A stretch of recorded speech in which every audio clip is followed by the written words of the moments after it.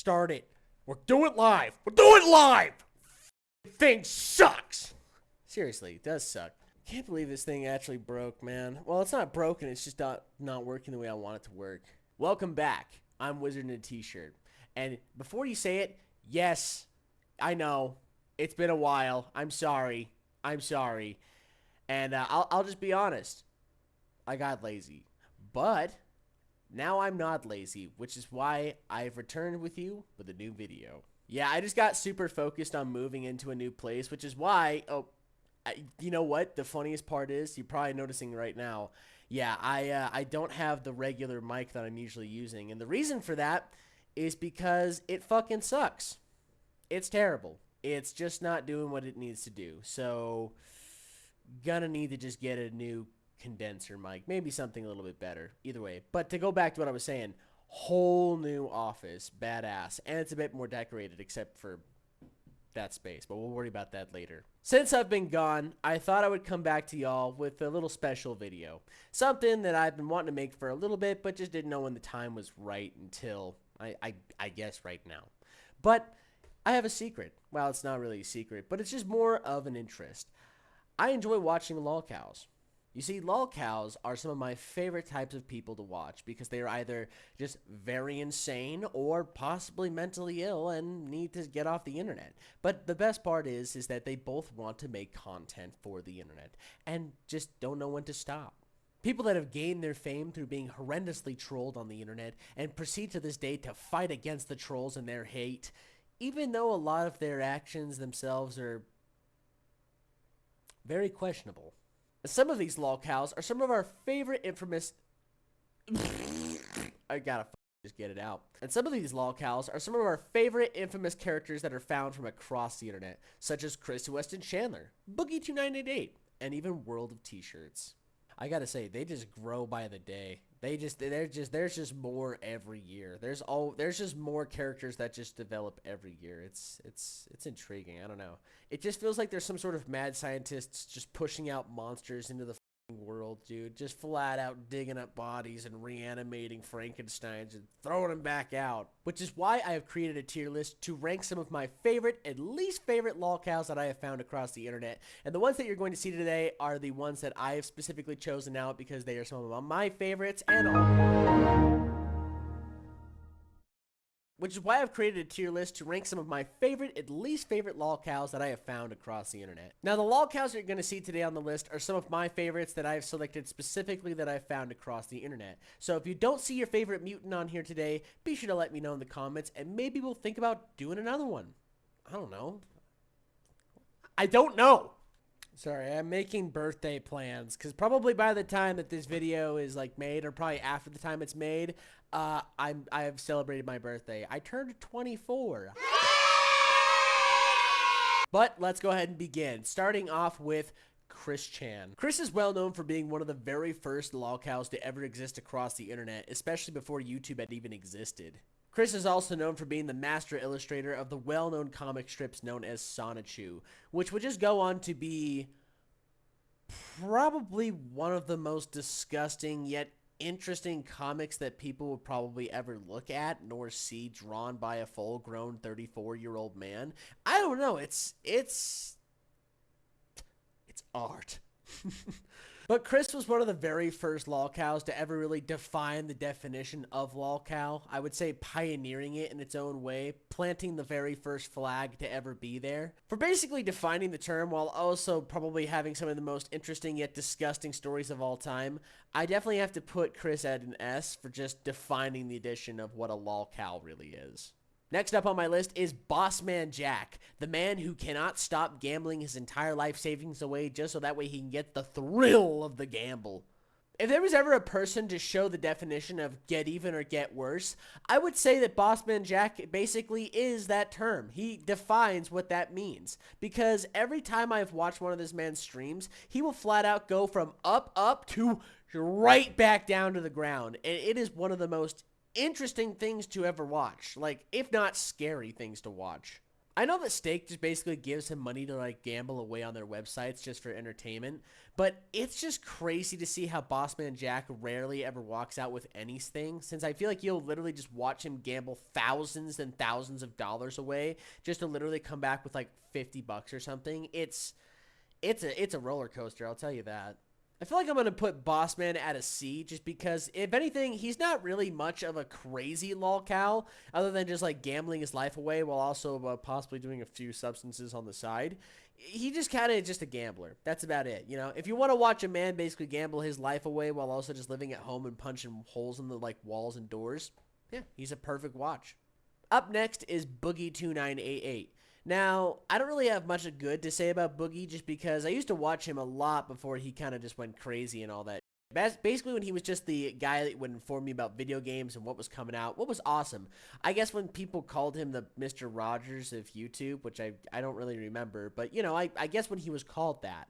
But what I found very disappointing about Boogie was after he had his, like, entire downfall situation, I just noticed how he just kind of really tried to capitalize on his, like, really sad situation, you know what I'm saying? Where instead of, like, trying to, like, change his behavior and actually be better like he was before, he kind of more fell into, like, the character. I mean, he even made a LOLCOW podcast with Keemstar and Wings of Redemption, which just kind of shows that I feel like at this point, it's not the idea of trying to like be a better person. It's just more the idea of, hey, can we make some money from these reactions?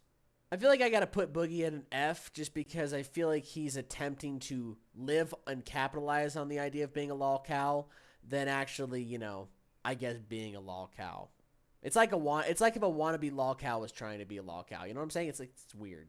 Up next, we have Wings of Redemption, the man who is stuck forever playing Call of Duty while also blaming it for being a game while his fans basically dog on him the entire stream. I used to watch a lot of the VOD clips back from his streams where it would basically just be the highlights of him like complaining or something crazy happening on camera.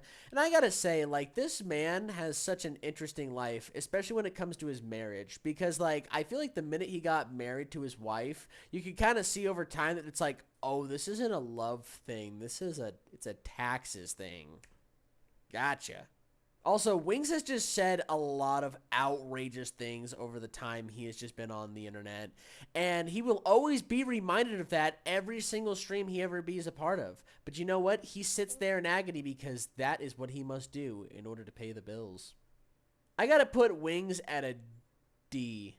Since, I don't know, maybe not. Maybe Wings deserves a bit of a higher seat just because of, like, over his overtime situation, since, you know, even though he's been a part of the LOLCOW podcast, he does show that he kind of belongs to be there more than anybody else. So, you know what? I'm gonna put him at a C. I'm gonna put, nah, he's a D. Up next is one of my personal favorites, King Cobra JFS, a goth man that's looking for a goth girlfriend that's of age and alive.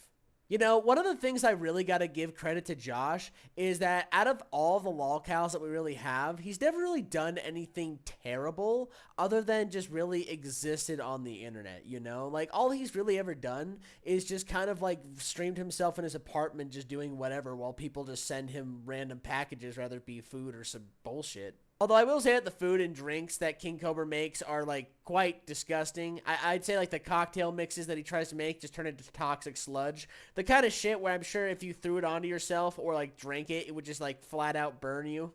But other than that, Josh never has done anything wrong from what I've seen. Never talked to anybody that is not of age. Never tried to hurt anybody. Generally just a goth man in his apartment living his life as an unfortunate alcoholic, I believe. Which is why Josh is going to get an A tier on my list. Very solid LOLCOW, one of my favorites. Good guy. Up next, we have Brandon Brutal, the alternative to goth as an emo, but as a 36-year-old man that's trying to live the lifestyle while also, unfortunately, talking to underage girls. Unfortunately, I don't really have much to say about Brandon since I feel like he had the classic typical run of TikTok where it's like, hey, I got popular while also talking to underage people. So now, unfortunately, I also showed that I'm a crazy person online and then I went to jail. Because I believe, if I'm correct, he currently is in jail, which is very unfortunate, which just shows that, yeah, mans must have been doing some crazy shit to end up there. Which is why I think I'm just going to put Brandon at a D, just as that classic emo that never grew up but yet fell too close to the sun. And now, now we'll see if we ever get an update from them again. Up next, we have Burger Andy. You know, when I think of Burger Andy, I think of that one character from Billy and Mandy, Fred Burger. And I just think of that for him, since I just feel like every time I see him, he's just kind of that background character, or tries to be that background character. One of my favorite clips from Burger Andy has got to be the one where he's coming home after the haircut, where he's just like, I look like fucking Bert, dude! Like, literally just shaking his head and shit in the car, looking like an actual Muppet. Andy, to me, is the definition of trying too hard, since I feel like in a lot of his situations, he tries to be funny and likable, when in truth, he's just not that kind of guy, or he's just not easy to like. And unfortunately, that has costed him some deep consequences, but at the end of the day, still entertaining to watch as it is. I've got to put Andy also at a C, just because with the amount of, like, clips that he just has of himself doing stupid shit, it's always entertaining to watch, and he always has that dumb face of, like, why you guys? What did I do? Up next, we have Low Tier God, also known as one of the famous designers for the creation of Nightmare on Section 8.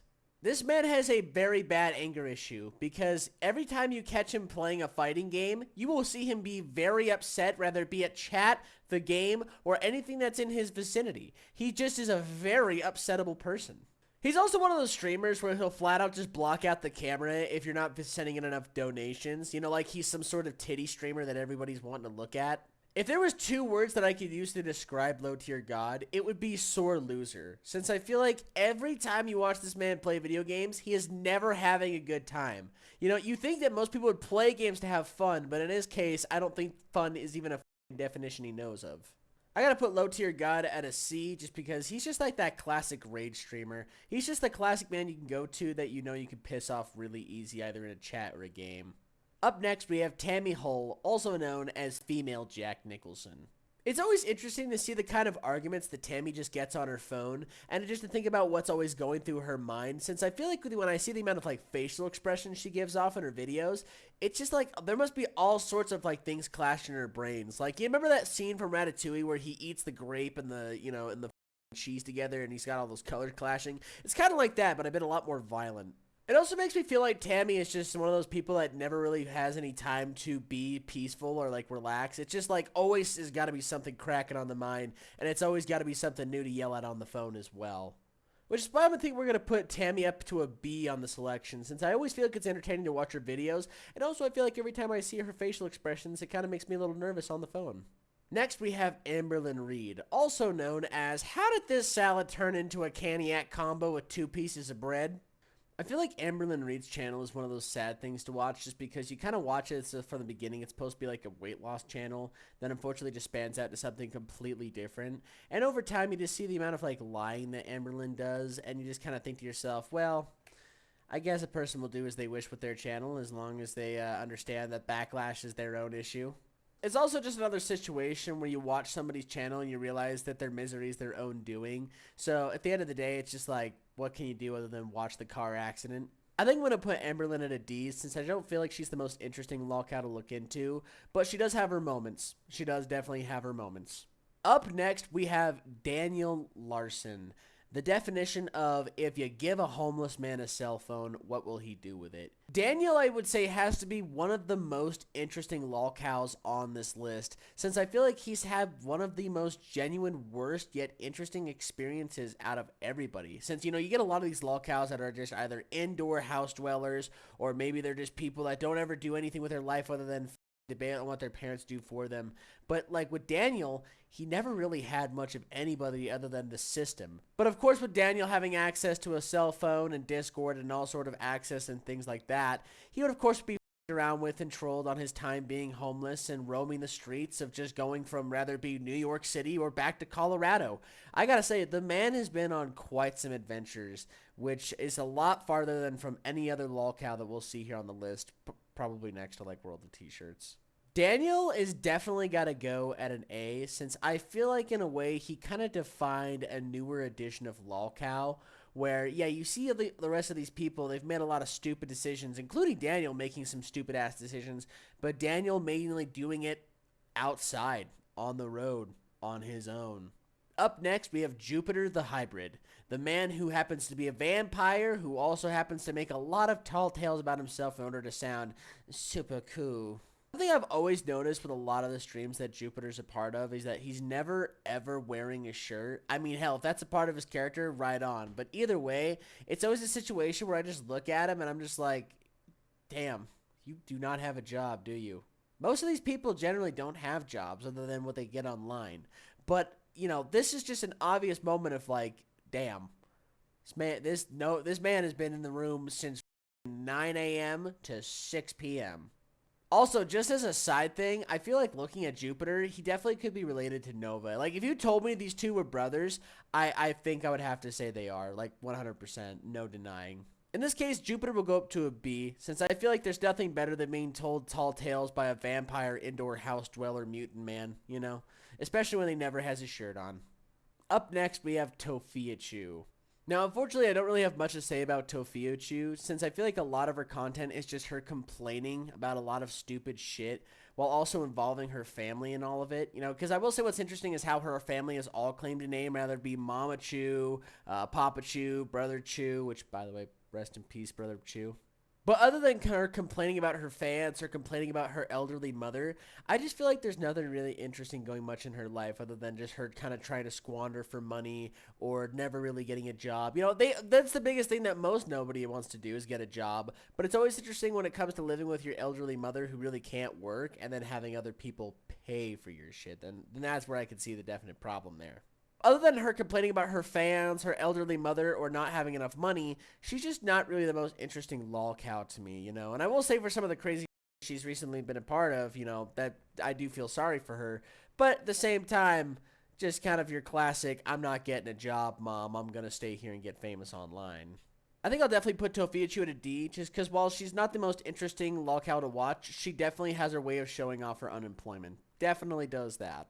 Up next, we have Nova Online. Nova, I would say, is your classic Discord mod. You know, if there's anybody that you would think of in the second of what a Discord mod would look like, I think it would just be Nova, just because of the general environment he creates, the behaviors that he enacts, and also just the amount of bullshit that he does online.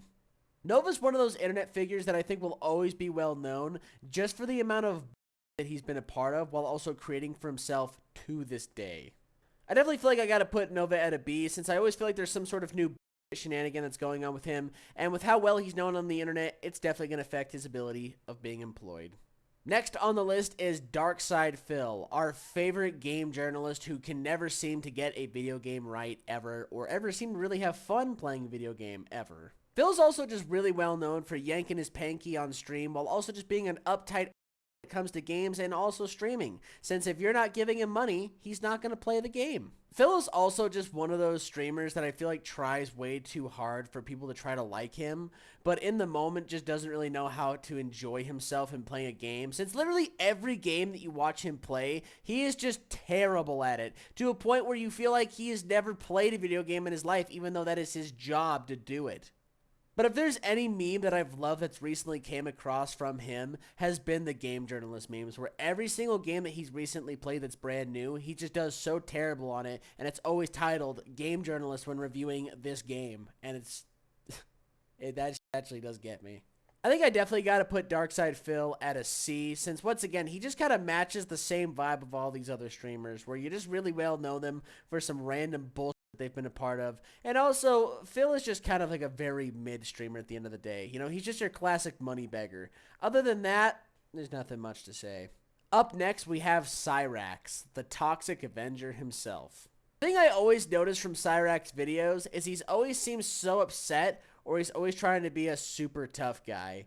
Because I swear, like, this man just looks like one of the saddest people you would really come across ever. Cyrax to me is the definition of when white trash gains access to the internet, just because I feel like every time I watch one of his videos, it's always just something insane and crazy. I will say, one of the videos that I did see from him last time is when I think he got like a girlfriend, and he was like trying to kiss his girlfriend, and his girlfriend was like, I'm good. Does one kiss. In this case, I definitely think Cyrax will go to a B, since I feel like in most of every video that he ever comes up with, it is just something new and entertaining to watch, whether it be him rambling about how fucking cool he is, or even just him trying to swing at people. That is an interesting one too. But he has to have a baseball bat. Up next, we have Only Use Me Blade, a streamer who was once Keemstar's best friend, but then became the Jägermeister's best friend. Blade streams are basically just him drinking himself blackout drunk while also sometimes hanging out with some of like the worst people on the internet. And I gotta say, at times it's interesting, while at most of the times being kind of just sad to watch. Blade is one of those exampled streamers of what to never become when it comes to using substances on stream, since it feels like no matter how many times this man streams, he can't do it without a bottle of something in his hand. I think Blade's position on this list is definitely going to be in C, because I just feel like a lot of these degenerate streamers always sit on that line of, while they are a lolcow, but just more of on the line of being a lolcow while also still just being a very degenerate streamer. You know, there's also that line too. Finally, we have the one and only lolcow that everybody knows about in the world of t-shirts, Joshua Block himself. Now, I gotta say that Josh is probably the most successful lolcow out of all of these people that are on our list, but also goes through, I think, one of the worst experiences of anybody's time, except for probably Daniel's, since this man is drinking every single day. I don't know if it was as bad as Only Use Me Blade's situation, but this man is drinking every single day to the point where there's other channels that are full on making like accounts on him for how many drinks he has a day. Josh also just tends to hang out with some of the worst people around on the internet as well, since once he really started picking up more fame, you started noticing more of these more popular faces being around him, like Jack Doherty and all that shit, and it's just very disappointing. It feels like the world just also has their eyes on Josh, since it seems like everyone's just waiting to see what next crazy dumb he's gonna do next. Rather be destroying his liver with another bottle of whatever the fuck he has next, or flat out just yelling at people that he's gonna sue them and just having a complete crash out on the street. On this list, Josh has definitely earned himself as his own unique character, so I think in this case, we're going to put him at the A section. Just really kind of also defining his own term of being a lolcow, while also just being his own form of a crazy son of a bitch online. Looking at this list now, I gotta say that, I'm pretty happy with it. I'm pretty proud with it. I'm glad to see that Boogie's the only F section, since, you know, we don't really flex out wannabe lolcows.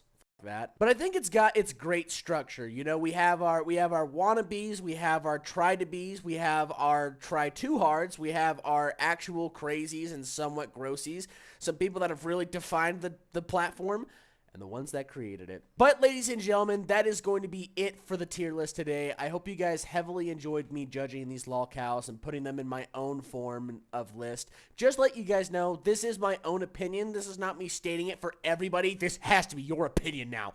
No, this is just my opinion. This was just what I thought was the best to worst lolcows in my case. So if you didn't like what my list was, I'm sorry. Be sure to let me know in the comments. And maybe if you really think I didn't point out the one mutant or lolcow that you really wanted me to point out, maybe we'll think about doing a second video. Probably not, but we'll think about it. But thank you guys so much for watching the video, and I hope you enjoyed it. And I cannot wait for more videos to be coming out soon, since my goal is just to get back on track on it and really get pumping out more videos. So do expect some more stuff in the future. Thank you so much for watching, and I hope you have a wonderful day today. Deuces, y'all.